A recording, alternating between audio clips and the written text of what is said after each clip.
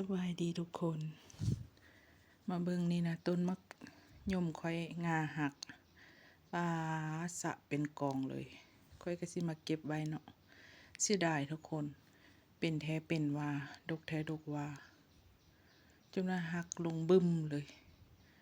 แต่ว่างาก็บ่ได้ใหญ่ดอกแต่ว่าเสียงมันดังมากอ้วนๆมีแต่มากใหญ่ๆเนาะค่อยสิเก็บไว้เอาไว้ตำกินตำใส่ขิงหรือว่าตำใส่ใบผักเทียมหั่นนะแซ่บได้ทุกคนมังยมบ้านค่อยเป็นตลอดเป็นหลายก็เลยเก็บไว้เนาะเสียดายมากมันมีแต่มากใหญ่ๆหั่นนะทุกคนตำนี่แซ่บแท้ได้ตำใส่ขิงตำใส่ใบผักเทียมมาสินะคล้ายๆคือเฮาตำมักรอดอีหยังหั่นนะแซ่บเว้าแล้วก็น้ำลายแตกเป็นแท้เป็นว่างาจนหักปีกายนี่คือกันงาหักเลยเป็นหลายกินกับบ่ร้อนเอิ้นหมู่มาเอาไปกินช่วยกับบ่หมดก็เลือกเอาแต่หน่วยใหญ่ๆเนาะเลือกไว้เพื่อว่าอยากกินส้มกินหยังเฮาก็เอามาตำกินก่อนเฮาสิตำก็รีดเอาน้ำมันออกก็ได้เนาะมันจังบ่ส้มหลายแต่ว่าผู้เพิ่นมักส้มก็สิตำกินเลยเนาะเว้าเราค่อยกันน้ำลายแตกแซ่บแท้แซ่บว่าได้ทุกคนพุ่นน่ะหล่นในงามันนักงาก็บ่ได้ใหญ่หลายแต่ว่ามันลงแห้งมันหนักมากอะนะเป็นปุ้มได้แต่สะอ่อนยังว่าเอามาไว้เนาะผู้ใดมากะลูกค้ามาตัดเครื่องกะผู้ใดยากกะเอาให้เขาเจ้าปานนั้นยังกองอยู่ดินเห็นว่าก็หลายค่อยบ่ได้เอาหมดได้เต็ม3มันแล้วก็ค่อยกะปะเนาะบ่เอาหลายเอาไว้หลายก็กินบ่ร้อน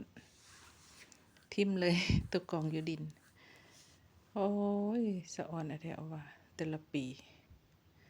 ได้กินอยู่ได้ทุกคนเฮาปลูกอันใดก็ได้กินอันนั้นมากกระดกเว้ามันแล้วก็น้ำลายแตกสวดทุกคนไผอยากแดไผอยากก็มาเอาได้เด้ออยู่บ้านค่อยสะอ่อนมันซื่อๆที่จริงค่อยหั้นกินส้มบ่ดุดอกบ่คือตอนวัยรุ่นขึ้นใหม่เนาะกินทุกมื้อแต่เดี๋ยวนี้บ่ดุละกินได้อยู่แต่ว่า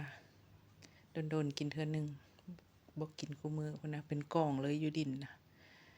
มันหล่นตกลงหั่นหมดเนาะมันหลายเด้ทุกคนงานนี้นะจนก้องลงค่อยละว่าโอ้ยมันสิหักแล้วนี่เว้าบ่ข้ามคืนว่าแท้ๆก็ต้นแรง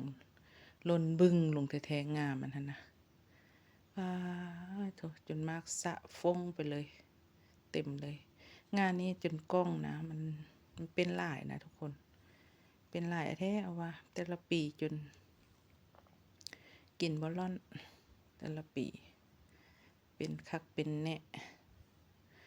บางเฮือนนั้นเขาเจ้าปลูกบ่ได้เป็นเด้ออยู่ข้างๆเฮือนค่อยเขาเจ้าบ่ได้เป็นมากเขาเจ้ายังมาขอมากค่อยกินซ้ำปานนั้นมีต้นมะยมก็หลายบ่มีฮอดมากของค่อยปลูกต้นเดียวปลาซ้ำสิกินหมดหมู่บ้านกินก็บ่หมด โอ้ยอ่อนสอนแท้ได้ทุกคนหลายแท้หลายว่าไผอยากก็มาเอาเด้อเอาไปตำหรือว่าเอาไปใส่บังแล้วก็ยอกเนาะคือตอนเด็กน้อยหั่นแล้วก็เอาใบผักเทียมใส่แซ่บเนาะเอาก็มาใจเอาอยู่ในขี้ดิน